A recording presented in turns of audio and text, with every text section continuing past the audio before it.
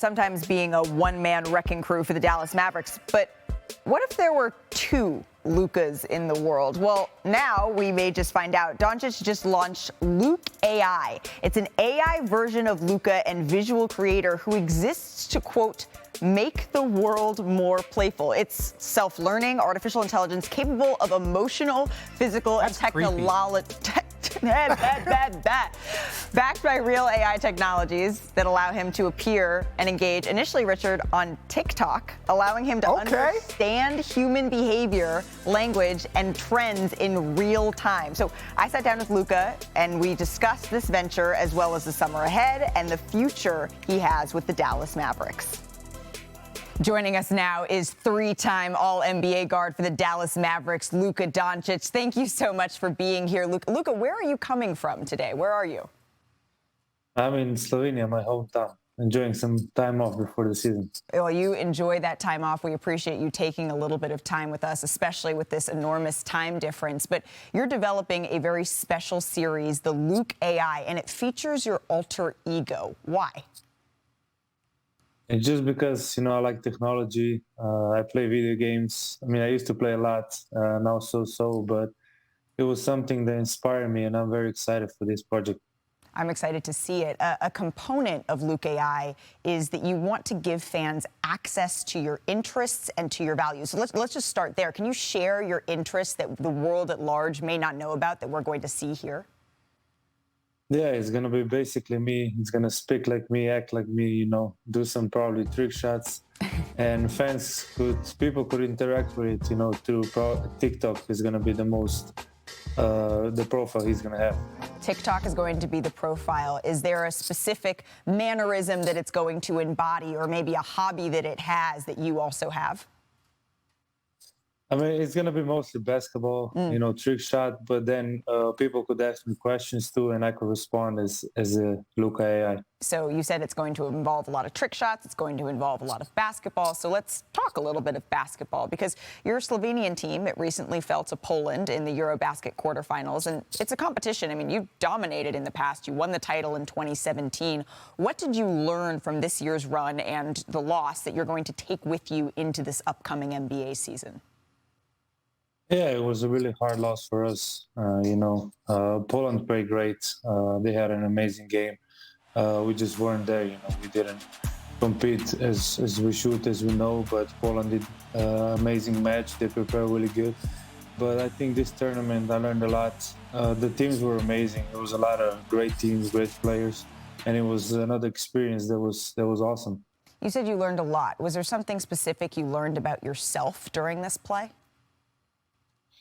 I mean, not like myself, mostly as a team, being a leader, helping others. I learned a lot of new things, the way I should act, the way I shouldn't act. So as a leader, I learned a lot of things. Well, someone who came to see you play was Jason Kidd. And after taking over as head coach last season, he helped lead the Mavericks to the team's best record since 2015.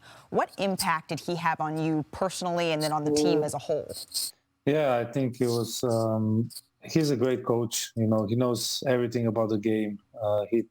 He was a champion, and he played my position. His passing was amazing. Everything was amazing, and he helps me a lot. And when I see, Jay, Mark, Nico, all the guys come all the way from Dallas, it's something special, and it's really enjoyable. And I thank them every day. Well, speaking of Dallas, we last saw your Mavericks in Game 5 of the Western Conference Finals, the farthest that you've taken your team in the postseason since being drafted. So what do you need to do? What are you tasking yourself with to take your team to the finals this year? Yeah, it's going to be really hard. I think the Western Conference is really packed, but we're going to believe. I always say before the season, the goal is to win a championship. We have some new players. Some left, so we're going to have to build a team in this preseason and then just play basketball and have fun. Do you believe that the West got better this offseason? Yeah, I think so. I mean, probably it is, yeah. Well, you say it's always a championship expectations for you. You always go into the season saying that's what we want to do. We want to win a championship. Is this championship or bust? Is it this we need to make it to the finals and that's what we're going for this year? What is your expectation? I mean, my expectation is make it to the finals. First of all, I know it's going to be really, really hard, but we gotta believe. Everybody gotta believe it, and if the whole team believes, it can probably happen. But it's going to be really hard. I imagine it's some combination of belief, but also the skill that you and your teammates bring to the court. And you had a career-high usage rate last season, over 37%. But you are losing your backcourt mate in Jalen Brunson, who was second on the team in both points and assists. How much more of a load are you anticipating bearing this season?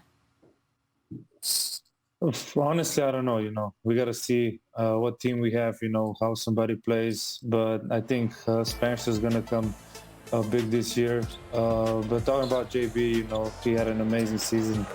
But he worked really hard these 4 years, and he deserves all the money he got.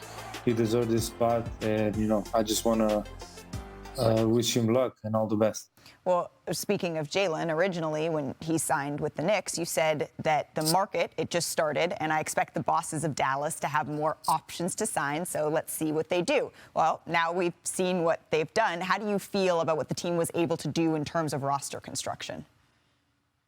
Oh, I feel good. We signed a couple of guys, and I feel good. I think they did a pretty good job. I think we have one more spot open, or maybe not. I don't know. But I think they did pretty good. We have a good team, a big team, and we're ready to go. When you look around the league, the majority of upper echelon teams, they have multiple superstars. Do you think that you need another all-star to truly contend here?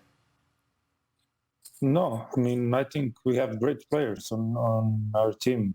There's plenty very underrated guys that I think should be talked about more. So I don't think so. I think we have a great team. Thanks for watching ESPN on YouTube. For live streaming sports and premium content, subscribe to ESPN+.